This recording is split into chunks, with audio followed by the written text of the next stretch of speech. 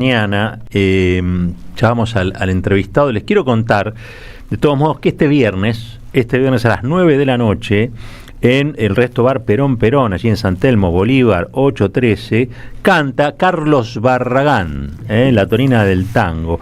Barragán canta tangos y otras curiosidades, se llama el espectáculo, allí en Perón, Resto Bar, viernes 5 de septiembre a las 9 de la noche, Bolívar 813. Están avisados. Esto que suena de fondo es Barra. Hermoso el espectáculo, hermoso. Así que si lo quieren ver, lo pueden ir a ver este viernes. Y ahora sí. Ayer circuló finalmente un tuit, en este caso de Pablo Quirno, que es el secretario de Finanzas, recién lo comentaba Marcos, ¿no? Donde el gobierno anunciaba que volvía a intervenir en el mercado. Por eso decíamos recién lo de los libertarios más locos del mundo. Pero esto debe tener algún tipo de razón más vinculada a la economía general, y por eso está en línea el ex secretario de Comercio Interior, economista, contador público, político también, Roberto Feletti, que está para ser saludado. Roberto, buen día. Aquí, caballero, Marcos Cittadini, Vale Di Croce, te saludan desde la 530. ¿Cómo estás? ¿Qué tal? Buen día Marcos, buen día Valeria, buen día a toda la audiencia que nos escucha. La pregunta cae de madura. Digo, Quirno ayer anunció que dejaban de ser libertarios, o sea, que van a intervenir en la economía, cosa que negaban. Y alguien en mi barrio diría, el miedo no es tonto, digamos. Me parece que la disparada del dólar, la incapacidad de este gobierno de estabilizar la economía más allá de ajustar a los más débiles, tocó un límite. Y creo que ayer rompieron lo que ellos mismos habían acordado con el fondo, que es que los dólares que tiene atesorado el Estado, el Tesoro, que son para pagar deuda, no se usaran para intervenir en el mercado. Y lo que hicieron fue romper ese mismo acuerdo, un acuerdo más que ha roto, y intervinieron. ¿Por qué se produce esa intervención? Y bueno, porque el dólar ya se acercaba a los 1.400 pesos, porque evidentemente hay una sensación de ingobernabilidad desde la propia presidencia de la nación, porque esta crisis, vamos a llamarla de los audios, más allá de, no me voy a meter en su contenido, expresa una ausencia de control en la propia coalición gobernante, que haya ocurrido una cosa así, y porque evidentemente un ministro de Economía que tuvo 18.600 millones de dólares de superávit en el 2024 y no acumuló reservas en el Banco Central, que tuvo 23.000 millones de dólares en el blanqueo y no acumuló reservas en Banco Central, que tuvo 14.000 millones de dólares del Fondo Monetario y no acumuló reservas en Banco Central, que tuvo 7.000 millones de dólares más que liquidó el sector agropecuario respecto del año pasado y no acumuló reservas en Banco Central. Bueno,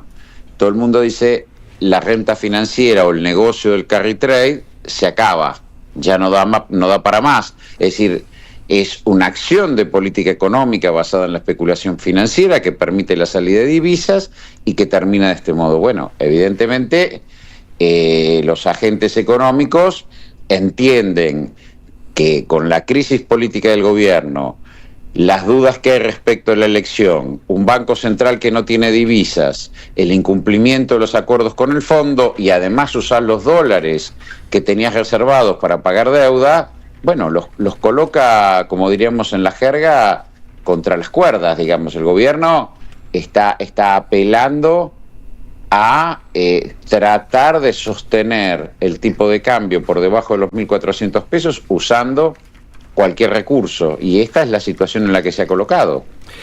Es un daño autoinfligido, además, claro. Quiero decir, es un daño autoinfligido a los argentinos y argentinas, porque hay un grupito que se llevó los dólares afuera, pero es producto de la situación en que lo coloca el gobierno, el propio ministro de Economía, que es lo mismo que hizo con Macri entre el 2016 y 2018. Exactamente lo mismo, lo único que esa vez tomando deuda, y esta vez usando las fuentes de divisas que le iban llegando.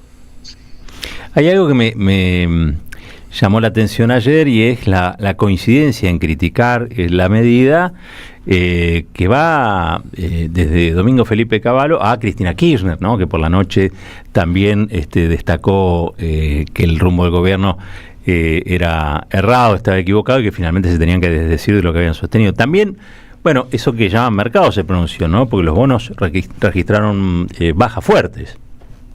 Bueno, la suba del riesgo país es consecuencia de lo que hablamos. Si la plata que yo tenía preparada para pagar los bonos la uso para intervenir en el mercado, lo que leen los tenedores de bonos es no hay plata para pagar mis tenencias, por lo tanto se desprenden y bueno, se produce un desplome de precios, una suba del riesgo país.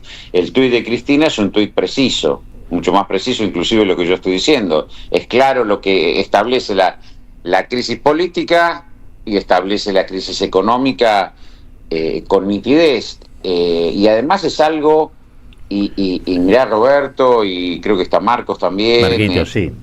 Son cosas que hemos dicho en tus columnas, lo hemos comentado, la propia Cristina lo ha dicho ya hace creo que un par de meses atrás. Digo, esto de usar el negocio financiero, de pagarle una tasa de interés alta a los tenedores de pesos para que se queden en pesos, sí, y con eso quiero mantener quieto el dólar y les permito una ganancia en dólares financiera enorme, llega un punto que se agota, y cuando se agota termina así.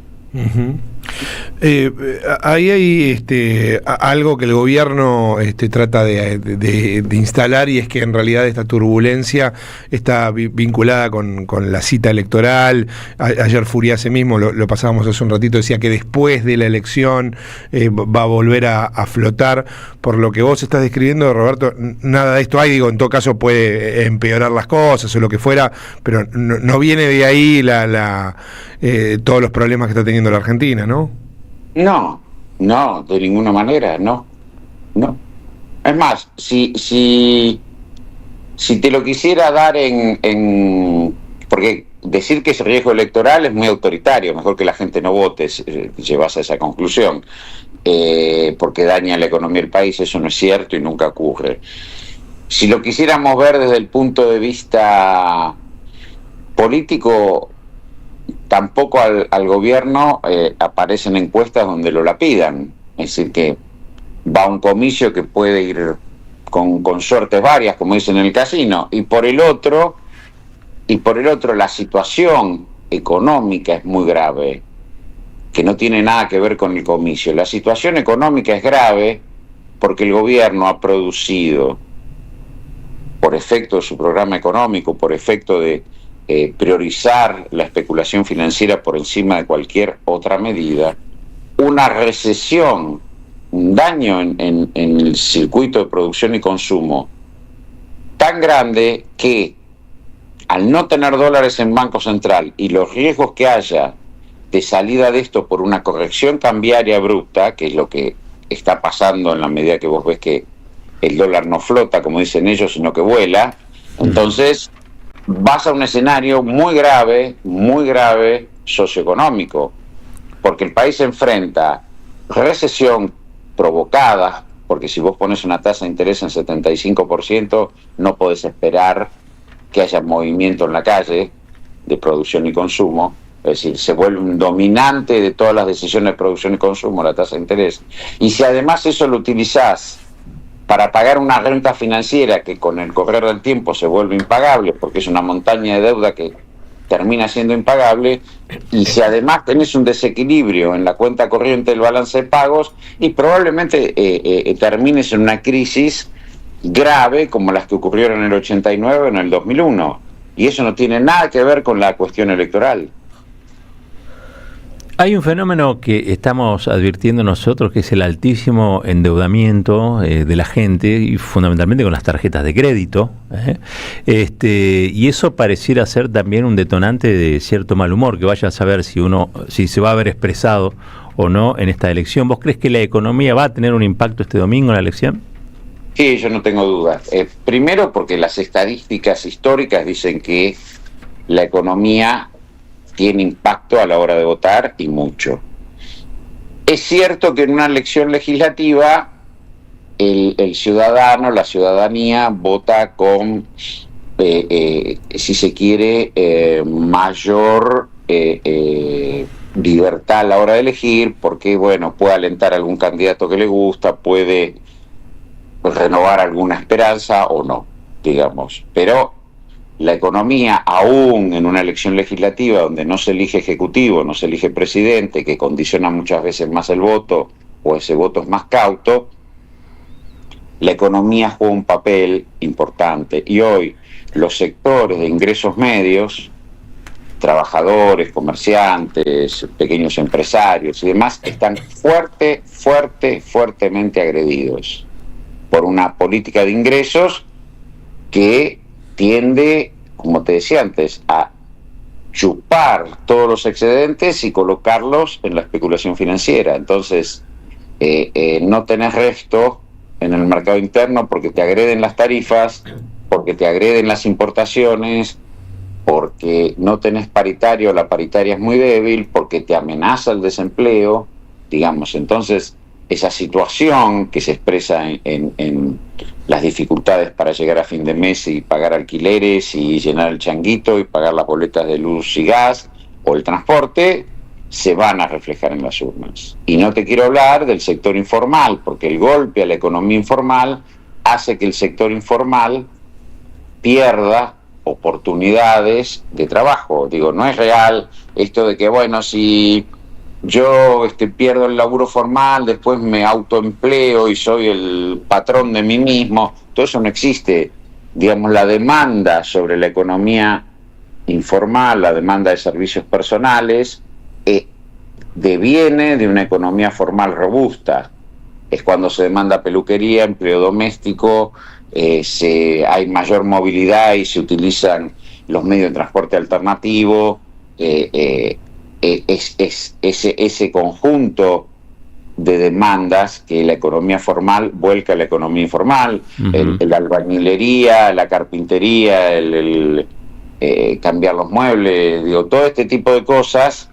Si hay una economía de subsistencia, que es a donde han llevado a los sectores de ingresos medios a tratar de llegar a fin de mes y nada más, bueno, impacta muy negativamente en la economía informal. Así que la situación realmente es grave y yo creo que eso sí se va a reflejar en las urnas. Y la última, Roberto, y tiene que ver obviamente con el escándalo de las coimas de Carina. Quiero decir, eso, ¿de qué modo impacta en los mercados? ¿Cómo lo venís leyendo?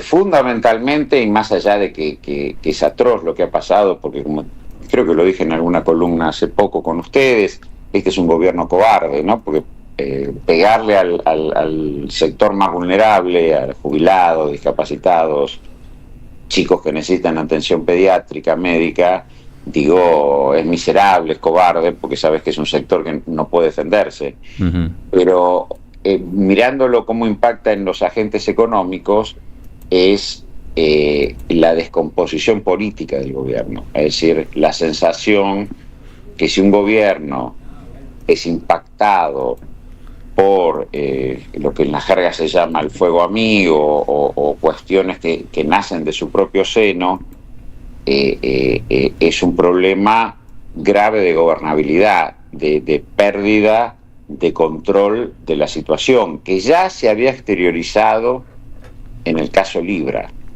Ya ahí se había visto que el presidente de la Nación interviene promoviendo un activo de dudosa calidad y nadie sabe bien cómo se comete semejante cosa.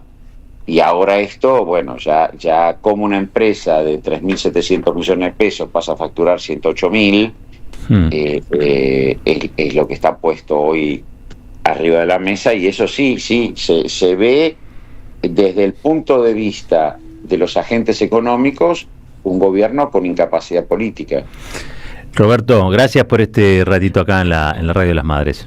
No, gracias a ustedes, al contrario, abrazo. Abrazo grande. Roberto Feletti era a quien entrevistábamos, bueno, y definiciones sobre la cuestión económica, y también está la descomposición política. Importante. Que no es menor, y creo que va a tener algún tipo de ruido. Ahora, creo que va a ser más si se quiere, en la economía. Claro. Porque el resultado electoral quizá está atado a otras cosas, ¿no? Quizá más a la economía también, que al escándalo en sí, ¿no? Sobre todo tratándose de un escándalo donde está involucrada nada más y nada menos que la hermana